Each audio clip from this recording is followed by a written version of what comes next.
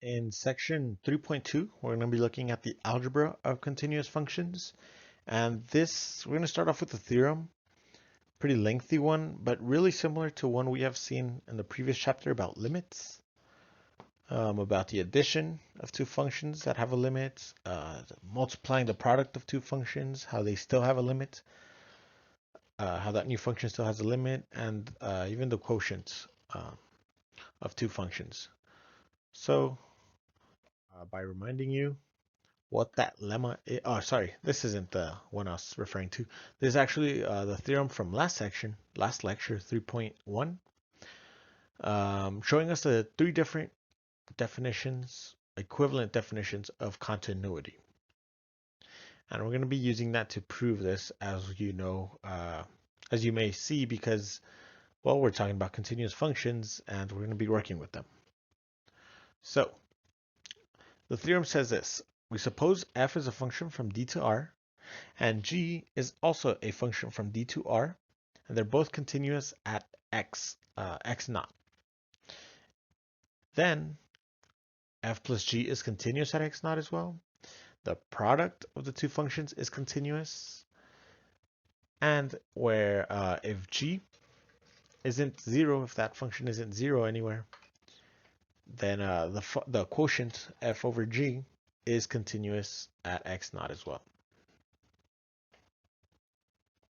So let's begin with the, before I do move on, I just want to point out here, there's a tiny picture. I know you can't see it too well. Just something I'm going to show you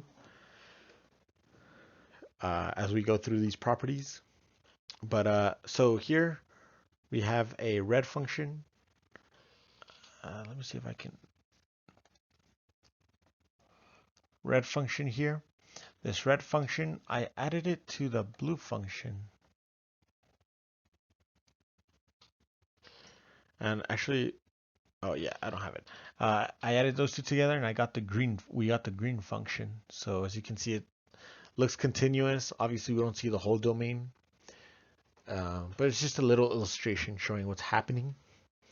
Also, the red function multiplied by the blue function gives us the purple function. So I should just write it like, actually, I'll go over this after I'm done with the proof. So here we're going to prove 1 and 2, not 3 yet, because for 3 we need more information.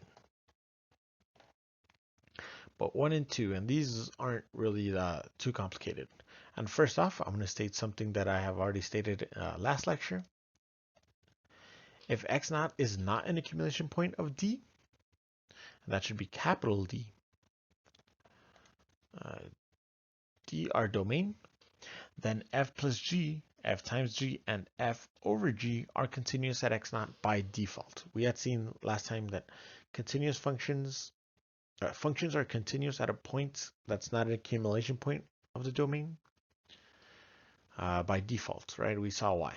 We can always choose that delta neighborhood such that we get that the difference between the I guess I should have just stated, but we always get the difference is 0, which is less than epsilon.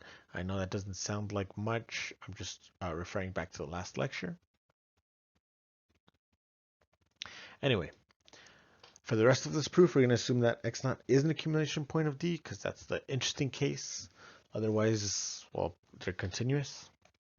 So to prove the first one, suppose f and g are continuous at x naught.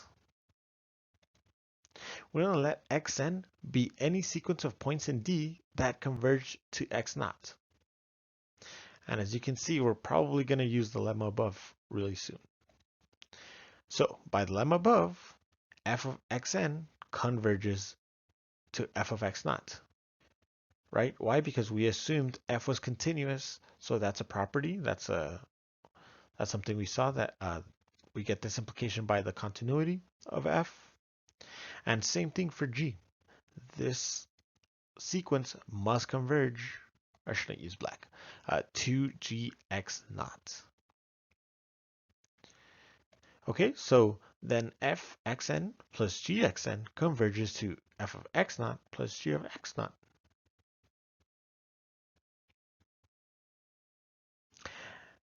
And finally,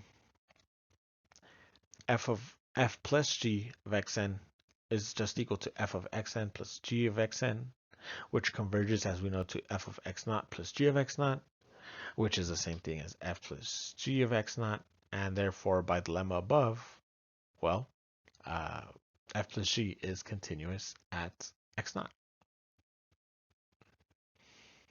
Right? Again, we're using property 3 for this proof of the lemma. Property 3 of the lemma. So it's a fairly straightforward proof, nothing too complicated. If you need to go over it again, maybe rewind it and try to go through the steps yourself. That might be useful. Number 2 is actually pretty straightforward as well. As you can see, there isn't much space in the box left, so there shouldn't be too much information. And we're going to use a theorem that we had seen before. I'll bring it up when we get there. So suppose f and g are continuous at x naught.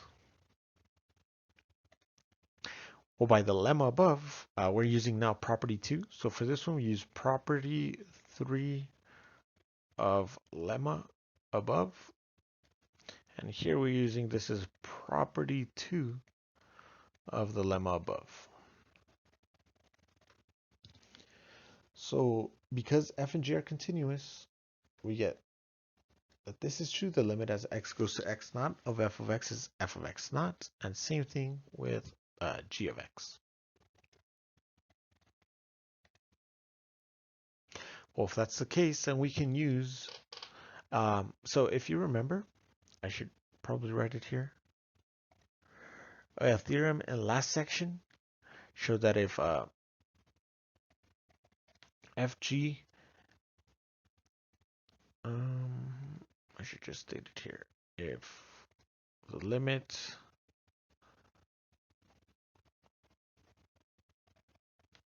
x naught of f of x exists and limit of g of x, as x goes to x naught of g of x also exists, then their product goes to, it just goes to the limit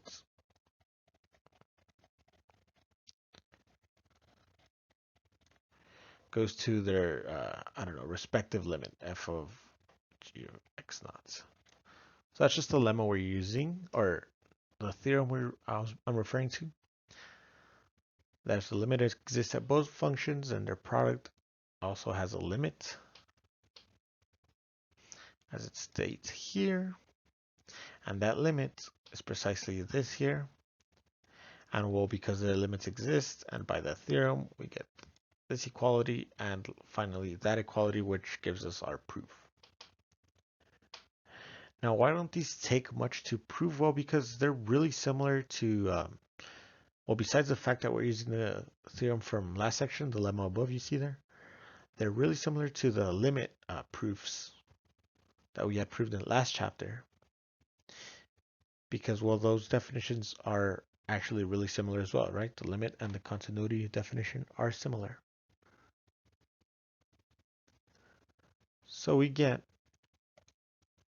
that f times g is continuous at x naught.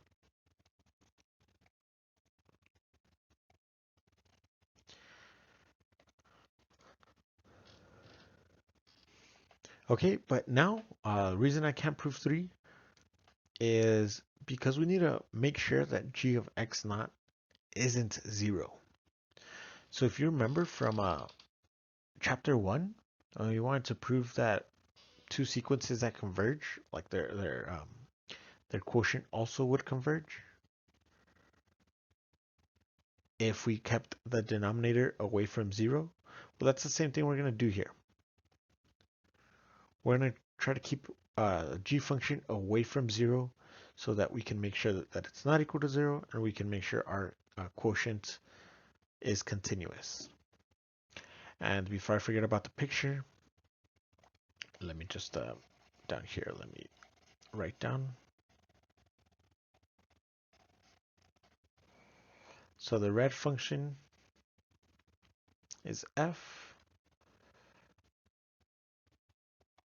And then the blue function is g, and they equal the green function, or just put h. As you can see, the colors over here. So it does look continuous. Again, picture is no way to prove anything. This is just like a mere example. Same thing if we multiply them. F times g, in this case, equals the purple function. I'll just write function j. That's just an example of that little picture there. Okay, now we move on to our little lemma that we're going to use. We're going to let g map d to r, and we're going to let g be continuous at x naught and d, such that the image of that point isn't 0. Then there's a delta and alpha greater than 0, such that if delta is bigger than the distance between x and x naught, and x is in our d in our domain, then the function is greater than alpha, meaning we're keeping it away from 0, right? So simple way to prove this, we're going to choose alpha to be whatever g of x naught is over 2.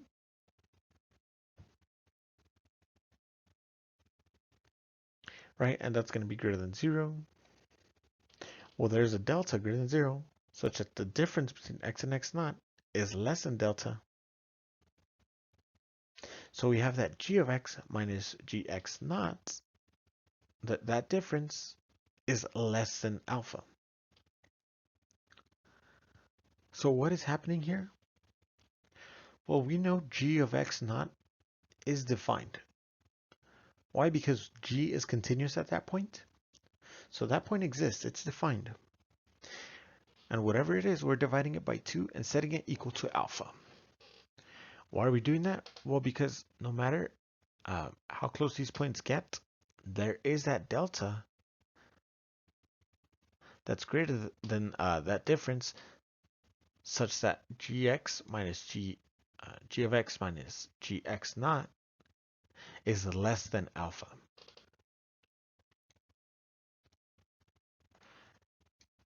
Therefore, g of x is greater than g of x naught minus g of x minus g of x naught,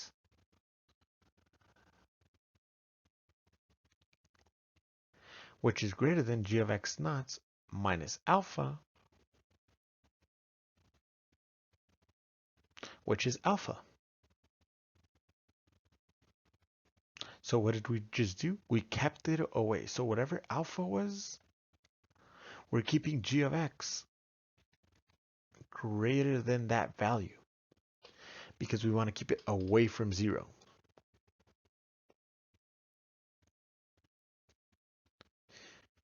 So just with sequences, how we would keep a sequence away from 0, we do the same thing. We keep a function away from 0.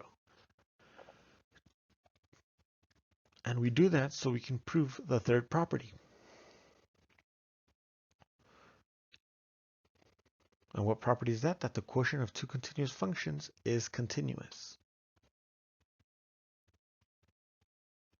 With our lemma, this becomes a lot easier.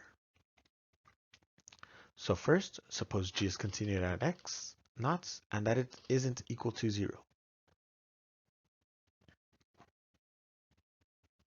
Well, now, by our lemma from the last slide, there are, sorry, not our last slide, the one above. There are delta greater than 0 and alpha greater than 0, such that we keep that function greater than alpha, right? We keep it away from 0. Alpha isn't even 0, but we keep it even greater than or equal to that. Now we choose epsilon greater than 0, because we're going to show continuity. We're going to let epsilon prime equal to alpha times g of x naught times epsilon, which is greater than 0. And why is that greater than 0?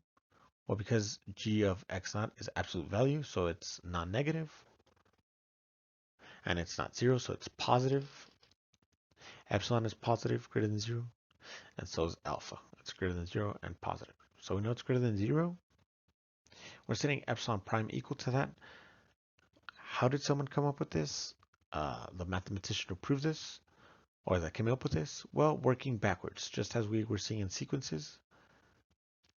And it'll become apparent. Once we see the whole proof, you can see how they work backwards. So we're letting epsilon prime equal to that. Then there's a delta prime,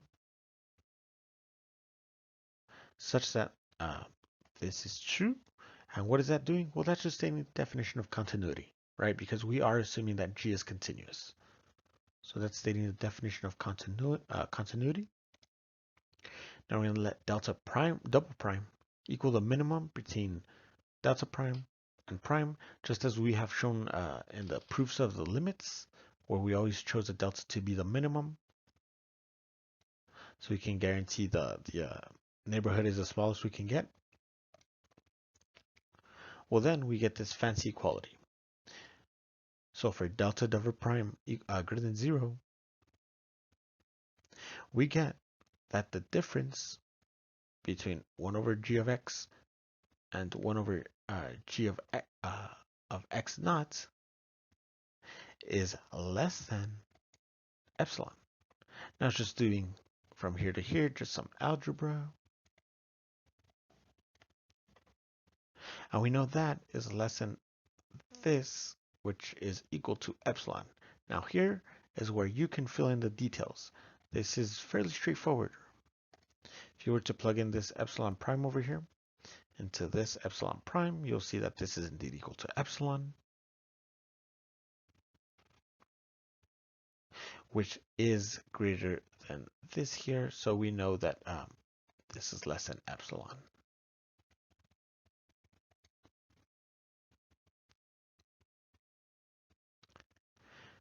But wait a minute, this shows that 1 over g of x is continuous, not f over g of x. Right? So we have that 1 over g is continuous at x naught, but I thought we were trying to prove that f over g was continuous at x naught. Well, by the second part, we can just multiply 1 over g times f to get f of g, right? We had proven in the last slide that the product of two continuous functions is continuous. So that's what this means by the second part of this theorem.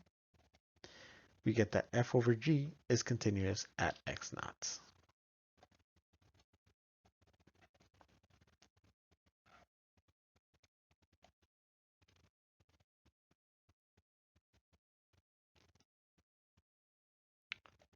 And here's the another example in purple. That purple function is x cubed plus 1. G of x is x squared. And their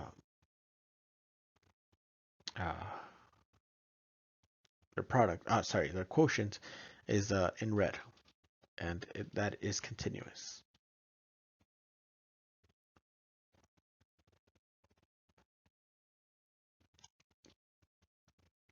Okay.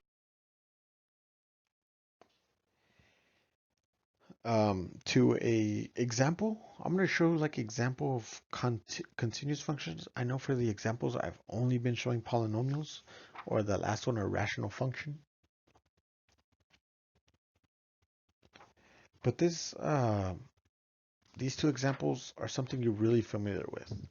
You're really familiar with the sine and cosine function, right? That I just put down here. So which one's in red and which one's in blue? If you recognize them, you should know that the red function is the sine function and that the blue function is the cosine function. Now, I have it there. So, f of x equals sine x. We know that for x being between 0 and pi over 2, between that interval, sine x is between 0 and x, right? It's bounded between 0 and x whenever x is between 0 and pi over 2.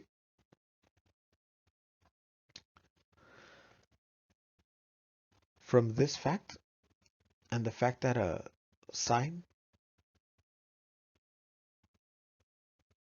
negative x is equal to negative sine x, we know that sine x has a limit at 0. And that limit is 0. And you could even see it in the picture. Again, picture no way of proving things, but we should already know that that is the case.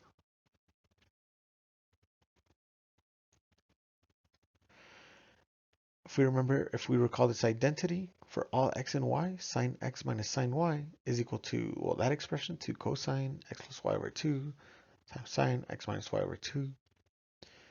That's maybe something you saw for the first time in trigonometry in high school. But we can use this to prove that sine is continuous. So we're going to let x naught be any real number, and epsilon is greater than 0. Now we're going to let delta be the minimum of either epsilon or pi. Whichever one is minimum, that is delta. Why do we do that? Well, so that for delta greater than x naught minus y,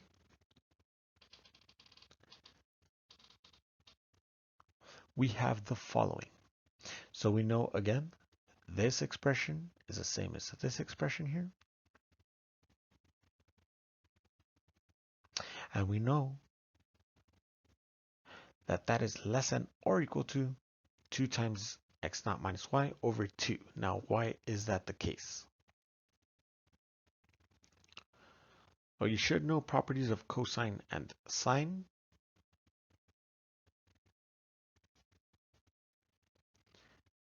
And don't forget about this, right? What we set delta equal to. That can help you see why that is. Why this inequality is the way, that expression on the right is greater than or equal to the expression on the left. And here, well, it's just equal to x naught minus y. By assumption, again over here, we assumed it was less than delta, which is less than or equal to epsilon, right? Because delta may very well be epsilon if epsilon was the minimum between it and pi. Well, if this here is less than epsilon, what does that tell us? That tells us that sine x is continuous at x naught.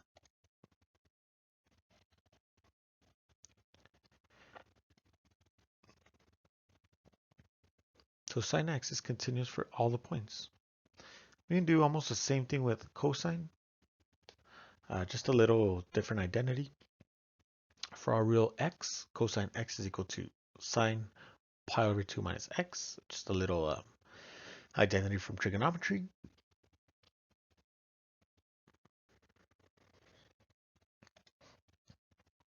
So now we're going to verify the continuity of cosine x. We're going to choose epsilon, and again, I didn't write it here, equal delta. So we're going to set that equal to delta.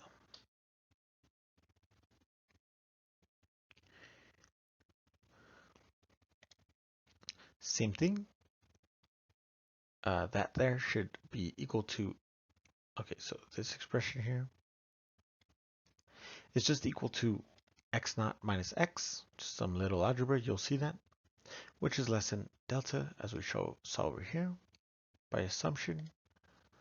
Therefore, cosine x minus cosine x naught,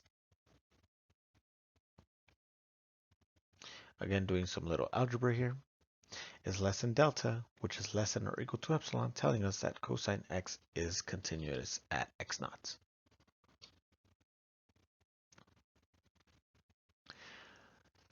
But before we move on, I do want to point something out. What if we let g of x be cosine of x, and we let f of x equal sine of x, and h of x equal to pi over 2 minus x? Well, this may very well be written as g is equal to the composition of f and h. And well, h is just a polynomial function, so it is continuous. And we saw that f was continuous and g was continuous. So is the composition of continuous functions continuous? Well, we're going to try to generalize this idea and prove it in our last slide.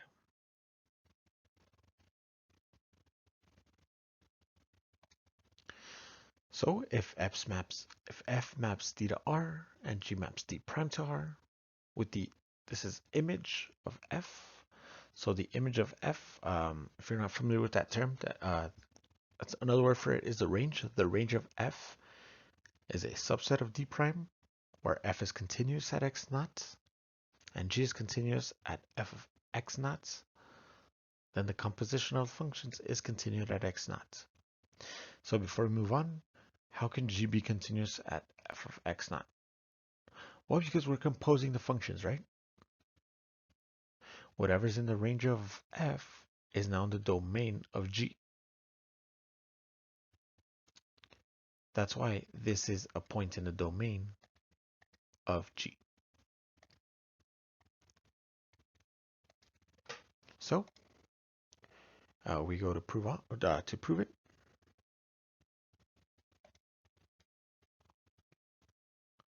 So choose epsilon greater than 0. Now there's a delta 1, again, just because here we're showing that g is continuous, right? Because we're assuming g is continuous, we're just going to write what it means for g to be continuous. The definition, that's all we're doing. Delta greater than 0, y minus f of x naught, again, 2 points in g, is less than delta, implies that g of y minus g of f of x naught is less than epsilon. Why? Again, because we're just assuming g is continuous and we're just stating that definition. We're also going to state the definition for f. F is also continuous by assumption. So there's a delta 2 greater than 0 such that the greater than the difference implies that f of x minus f of x naught is less than delta, well, delta 1. I think, let me change this. Wait a minute. Delta 1, is that right? Did I make a typo? Delta 1. Delta 2.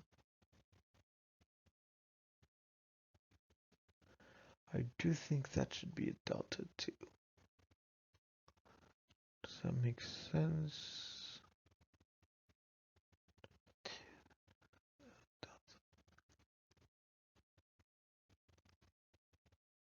Ah, I see. No, it is delta 1. I was getting confused. Oh my gosh. No, yeah. We're simply setting this equal to epsilon, which is our little delta 1 over here. But because it's continuous, we could always find that delta 2 to make this image less than delta 1.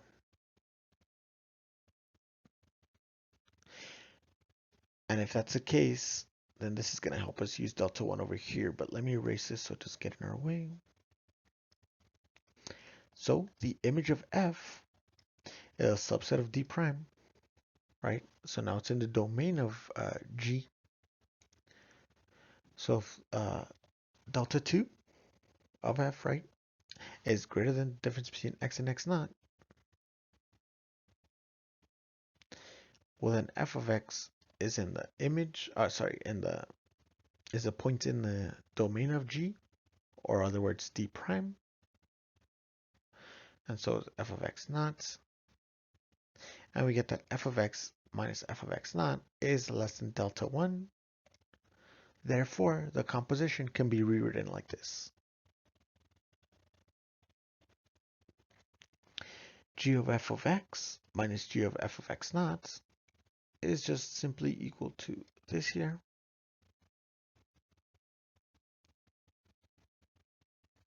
Which we know is less than epsilon. Therefore, g of the composition of g of f is continuous at x naught. So the composition of continuous functions is continuous. And one little last thing I want to show you. Here we have cosine of x squared in red and sine of cosine of x in blue.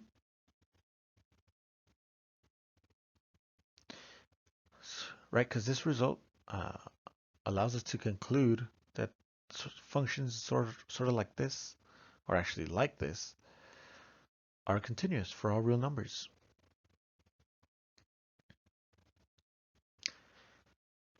These are cool properties, but I should say the next lecture, section 3.3, is probably the most important section of this chapter. Not to say that this and the previous section weren't important, but we'll be looking at a stronger notion of continuity and a different way to looking at sets, which we should already kind of be familiar with.